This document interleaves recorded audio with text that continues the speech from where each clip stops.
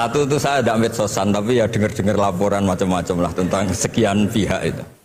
Begini, saya cerita ini biar sampean tahu bahwa Pak Rektor ngundang saya ini tidak salah. Kan? Memang benar-benar pemateri yang baik. Ya kalau kata Nabi Yusuf kan ini hafizun alim, orang harus zikru manaqib nafsi, orang boleh cerita kelebihannya asal itu faktual. Begini, suatu saat, ini cerita di kitab Ihya, suatu saat Nabi Musa itu sholat istisqa, itu doa apa saja itu sudah dipakai, nggak mandi itu. Nabi Musa nggak mandi, tetap nggak mandi. Kata Allah, inna fihim namaman, di komunitas anda yang ikut sholat itu ada yang tukang adu-adu, namam, provokator. Maka kamu doa kayak apa tetap tidak akan saya ijabahi. Nabi Musa, ya gampang Gusti, tunjukkan orang itu siapa, nanti saya usir dari majelis.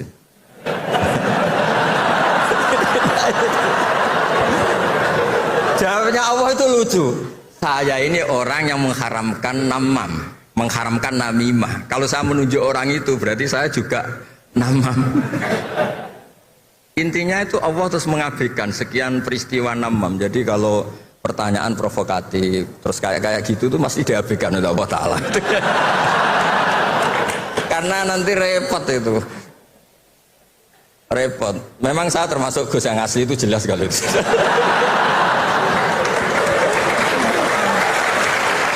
Itu, ya ini Pak Fatullah tahu betul keluarga saya karena beliau orang Jepara ngajinya di Kudus. Ya, terus masalah fatwa tadi, fatwa sosial itu atau memahami pakai terjemah begini seperti yang dikatakan Pak Kures. Ada pegangan yang umum kayak sidik, amanat, tabligh, fatona. Itu memang lewat terjemah nggak apa-apa. Tapi ada terjemah yang nggak mengganti bahasa Arab.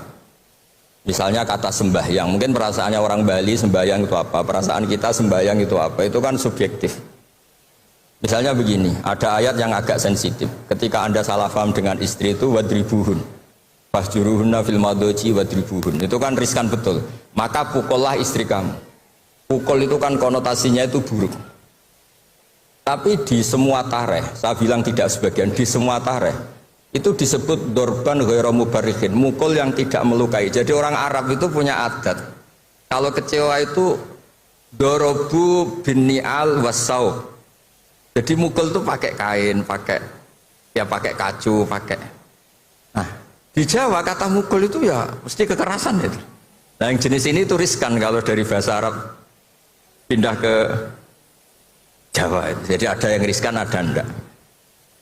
Nah, sebab itu saya sering bilang, saya ini kan belajar tafsir insya Allah lah, khatam. Cuma saya tidak suka nulis, karena sudah ada yang nulis. Karena saya nulis tetap saja dianggap Pak Kures, jadi tidak usah nulis lah, sudah ada. Begini, yang penting saya menghormati beliau karena nulis khatam. Pentingnya nulis itu memang khatam, mulai awal A sampai Z. Pentingnya khatam itu apa? Di situ ada dialog. Ada dialog Allah sama nabinya, sama kekasihnya, bahkan sama musuhnya. Misalnya sama musuhnya. Itu Nabi Musa masih dibilangi sama Allah, faqula lahu qawlan layyinan. Ini penting saya utarakan. Nah, suatu saat Harun Ar-Rasyid ini didatangi ustadz, mungkin ustadz yang amatir lah, masih latihan ustadz, jadi masih ekstrim itu. Ya Amirul Mukminin, ini nasihun lak, famusyaddidun alaika, fala tajidanna fi nafsika aliyya syai'an. Ya sampai latihan bahasa Arab nanti Pak Rektor. Bukan Anda, Gus naturalisasi tadi Anda. Saya akan memberi nasihat engkau, kemudian cara nasihat saya itu musyaddid, ekstrim, maka jangan kamu anggap serius, maksudnya jangan penjarakan saya ketika saya nasihat ke kamu ini kasar. Jawabnya Harun Ar-Rasyid itu langsung bilang gini, bilang ya jahil, ini karena Arab. Orang Arab itu kalau ngomong jahil itu tidak sekasar yang kamu bayangkan, karena makanya bahasa Arab itu susah. Saya itu, ini cerita ke Pak Kures, ini curhat, bukan cerita mufti, curhat. Kiai Jawa kalau maknani wailak waihak itu ciloko kue. Padahal sering Nabi itu kalau kecewa sama seseorang bilang wailak sama waihak. Akhirnya santri tanya, lo katanya Nabi itu halus sopan santun kok ngendikan wailak waihak, yang artinya itu celaka kamu. Ada orang tanya Nabi dan orang itu tidak paham. Nabi ngendikan apa? Sakilat ka umuk. Cek siale mbokmu anak kue. Diterangkan nggak paham. Tapi sarah-sarah kayak kitab Irsyadus Sari itu bilang gini, kalimatu tarohumin wa talatufin. Ini kalimat yang orang Arab tuh merasa dekat sehingga bilang wailak waihak. Tapi Kiai Jawa tetap saja maknani ciloko. Masalahnya di konteks itu yang dawuh itu Kanjeng. Nah, Nah saya ngendikan ini orang Solo ini kan gak apa-apa, kayak bakat gitu aja terus orang gitu. Nah yang seperti ini nggak bisa dipindah ke terjemah. Dan itu saya teliti dari sekian tradisi ya tadi kayak wadribuhun. Makanya terus ulama nyusuli dorban ghairu mubarrihin, mukul tapi tidak melukai. Karena orang Arab itu biasa kecewa mukul pakai peci. Tapi kalau orang Jawa nggak berbayang mukul. Kedua misalnya contoh mahar. Orang Arab kalau masih mahar itu banyak. Karena jumlah mahar banyak, kemudian setelah suami istri hubungan intim, setelah dicerai itu kadang kepikiran ngambil karena maharnya misalnya Alphard 1 miliar gedung, sehingga harus ada pelarangan mengambil ulang mahar. Wa in aradtum istibdala zawji makana zawji wa ataitum isdahunna qintaran fala ta'khudhu minhu syai'a atakhudunahu buhtana wa itsmam mubina. Terus wa kaifa ta'khuduna, mahar yang sudah kamu kasihkan jangan kamu tarik lagi, wong kamu sudah hubungan suami istri kok maharnya ditarik lagi, jangan. Kenapa ada kata jangan ambil lagi? Karena maharnya itu Alphard, gedung, uang 1 miliar. Dulu Pak Rektor ketika nikah itu seperangkat alat sholat, gak dilarang juga gak akan diambil itu. Artinya gini, gak mungkin andikan Quran turun di Indonesia ada kata fala ta'khudhu minhu syai'ah 100.000 seperangkat alat. Saya jadi kiai itu sampai bosan karena tiap nikahkan tuh maharnya seperangkat alat sholat. Itu kalau sudah nikah 10 tahun bentuknya sudah kayak apa ya? Itu nggak usah Allah repot-repot bilang jangan ambil lagi, jangan ambil lagi. Nah, itu kondisi yang antara kita dan tradisi Arab itu beda. Dan saya belajar tafsir sampai segitunya, makanya nggak salah lah kalau saya diundang itu nggak salah. Maksud saya yang naturalisasi tadi ya nggak usah diundang gitu maksudnya. Kalau nggak memenuhi kualifikasi tafsir loh ya. Ya karena kalau nggak memenuhi kualifikasi apa tafsir. Tapi jangan terus ngundang saya terus, nggak mau juga saya. Nah tadi yang pertanyaannya Pak dosen Pak Ghafur tadi, nanti Pak Kures nambahin. Hukum sosial itu memang nggak pernah mengikat di semua sisi ya, karena memang patokannya itu begini. Saya ambilkan contoh di Quran ya, karena ini memang tema tafsir. Di hal-hal sosial itu kekasihnya Allah pun didhawuhi Allah begini. Wa in adri la'allahu fitnatul lakum wa mata'un wil akhin wa ma adri ma yuf'alu bi wala bikum. Jadi Nabi misalnya mau perang, misalnya perang apa ini, Allah terus bilang Muhammad kamu tenang saja pasti menang. Enggak, karena kalau dibilang begitu nanti kendelnya Nabi atau keberanian Nabi dikira karena ada jaminan tetap. Sehingga nyuwun sewu Nabi juga pernah mengalami perang menang di Badar, pernah mengalami kalah di Uhud. Jadi di bab-bab sosial itu memang Allah membiarkan hukum sosial yang berjalan.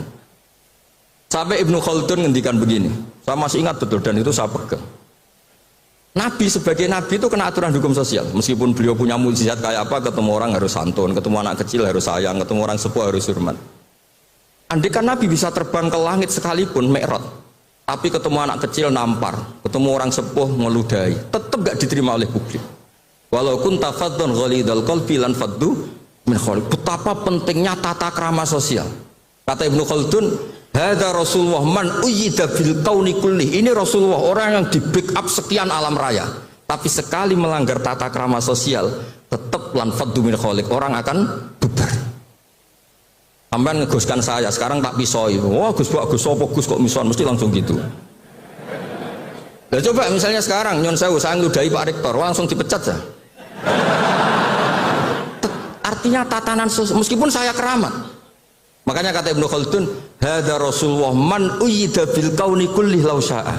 Ini Rasulullah orang yang bisa mengendalikan alam raya karena kekasih Allah. Itu saja kena aturan walau kunta faddan ghalidal qalbi lan faddu min khawlik. Kalau engkau salah tatanan sosial Muhammad, orang akan bubar. Nah maksudnya gini Pak dosen, kalau tatanan sosial gini, saya pernah ditanya oleh dekan Fakultas Kedokteran pas ada diskusi dengan ya tadi orang-orang medis, misalnya begini, itu misalnya nyun sewu tapi gak usah dijiwai, gak usah kamu udah dilupakan saja gak apa. Menyembuhkan orang koma itu baik apa tidak baik. Tapi misalnya orang ini kalau sembuh pasti bunuh lagi, pasti merkosa lagi. Terus kita gimana? Ngasih makan juga sama. Orang miskin nggak bisa makan, nggak bisa apa-apa, nggak bisa makan, nggak bisa apa-apa. Berkahnya nggak bisa makan, nggak bisa apa-apa, dia tidak nyuri, tidak bunuh, tidak merkosa. Dan orang ini kalau sehat lagi akan begitu lagi. Wajib ngasih makan dah. Itu mesti orang itu, weh, kasihlah kemanusiaan. Tuh jangan nanti kumat lagi. Jadi hukum sosial itu mesti mindsetnya ulama itu beda-beda. Saya sering matur ke Pak Quraisy, saya itu pernah kata santri saya pernah katanya diundang ke Malaysia, juga pernah katanya diundang ke Maroko. Saya bilang sudah yang kelas-kelas internasional Pak Quraisy saya ada usah. Kenapa? Jawabnya sederhana. Nanti kalau saya sering keluar negeri, terus semua kiai seneng keluar negeri, terus yang ngulang pondok saya siapa? Terus gue iling-ilingan nak neng dunia ono kiai desa sing alim nggak terus maksudnya kiai desa tapi mau kitab ya cek bener rofa nasab. Tapi saya seneng sama kiai yang keluar negeri karena ini mewakili syiar. Saya seneng sama UI karena syiar gini. Tapi saya jangan jujur jadi kiai di UI, nanti gajinya tetap. Kalau kiai kan sering dapat gaji min khaisul ayah tasib. Kayaknya jumlahnya banyak saya Mas. Jadi yang hukum-hukum sosial tuh biarlah alam yang. Ya sudah setuju ya. Oh ya pokoknya gitu. Silakan Prof. Quraisy. Tadi terkait dengan pertanyaan panduan untuk memberikan pendapat, terutama pendapat hukum. Panduan dalam Islam untuk memberikan pendapat, terutama pendapat hukum karena punya implikasi kepada misalkan yang menjadi terdakwa. Kalau pendapat hukumnya salah, ya jadi hukuman yang diberikan juga salah. Tamanya seperti itu ya. Ya. Panduan Islamnya seperti apa, Pak Quraisy? Itu kan